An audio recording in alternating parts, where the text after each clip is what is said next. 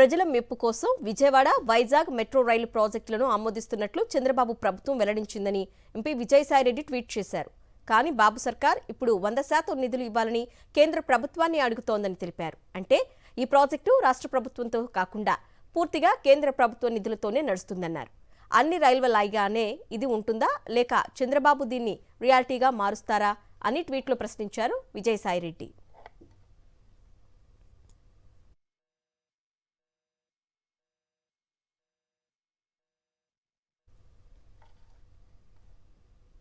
ప్రజల మెప్పు కోసం విజయవాడ వైజాగ్ మెట్రో రైలు ప్రాజెక్టులను ఆమోదిస్తున్నట్లు చంద్రబాబు ప్రభుత్వం వెల్లడించిందని ఎంపీ విజయసాయిరెడ్డి ట్వీట్ చేశారు. కానీ బాబు సర్కార్ ఇప్పుడు 100% నిధులు ఇవ్వాలని కేంద్ర ప్రభుత్వాన్ని అడుగుతోందని తెలిపారు. అంటే ఈ ప్రాజెక్టు రాష్ట్ర ప్రభుత్వంతో కాకుండా పూర్తిగా కేంద్ర ప్రభుత్వ నిధులతోనే నడుస్తుందన్నారు. అన్ని రైల్వే లాగానే ఇది ఉంటుందా లేక చంద్రబాబు దీన్ని రియాలిటీగా మారుస్తారా అని ట్వీట్లో ప్రశ్నించారు విజయసాయిరెడ్డి.